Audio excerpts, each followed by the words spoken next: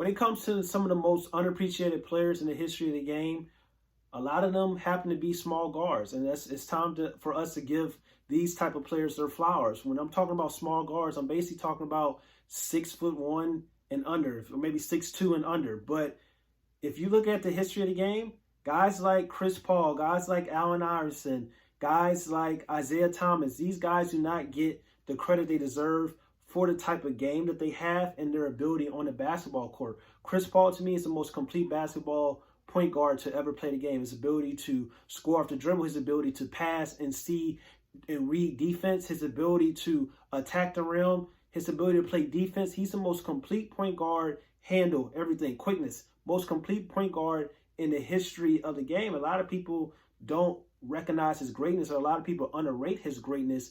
And if he was taller, people would talk about him more. If he was like a 6'3" or 6'4", like a Steph Curry or Russell Westbrook size, and doing the things that he did on the basketball court, a lot of people would talk about him more. But since he's that small size, he goes under the radar when he really shouldn't, because he is, like I said, the most complete point guard in the history of the game. If you really just break down his games compared to some of the other great point guards in the world and in the history of the sport, it's not a lot of point guards that are as complete as Chris Paul, not just playing offense, but if you look at the defensive side on the court as well. And then you got guys like Isiah Thomas. Isiah Thomas, people like to kind of not include him in the top 5 point guards of all time list, when he's really top 3 of all time when we're talking about point guards. Isiah Thomas was kind of like one of the first guys to be like this scoring point guard. Most times in the 80s and in the 90s, these prototypical point guards were kind of like pass-first point guards.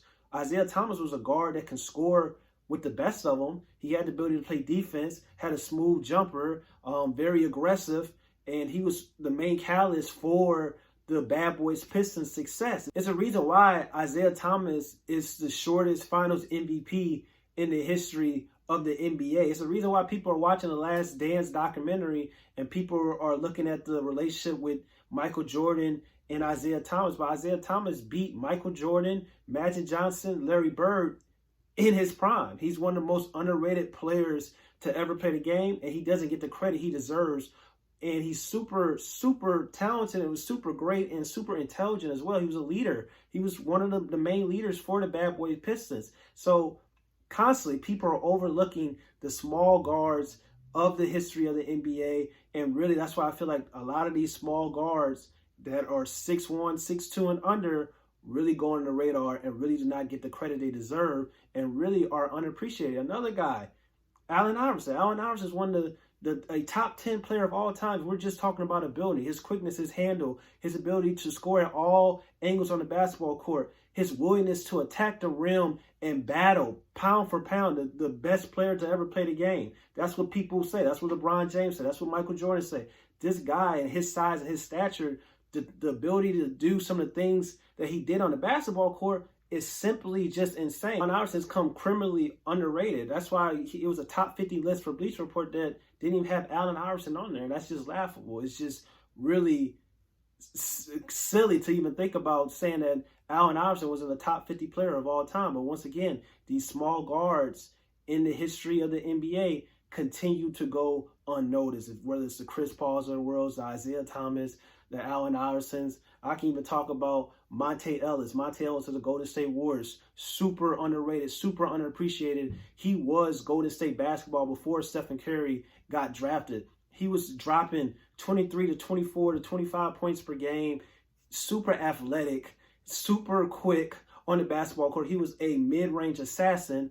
And for whatever reason, he's not in the NBA anymore. I know he's kind of older now, but it was a time where, his injury started to happen, and then people started to always kind of push that narrative on that he would have been a better player coming off the bench instead of starting. And that's another thing they start to do when these guys who are talented and gifted at scoring, but are small in size, they kind of try to push them to the side and say, well, if he's not like an Allen Iverson or Chris Paul, if he's like a Monte Ellis type of player, people start saying, well, he'll be better coming off the bench. They're kind of trying to do that with Colin Sexton right now. So once again, the small guards in the NBA are very, very underappreciated, especially the legends of the game like Chris Paul, Isiah Thomas. I'm going to make a list of my top unappreciated small guards in the history of the game. But I just want to make a podcast basically talking about it because, once again, the things that these guards and these guys did in their primes and for the history of the game shouldn't go unnoticed just because they're not as tall as a Stephen Curry or Russell Westbrook or LeBron James or Larry Bird or Carmelo Anthony and those type of players.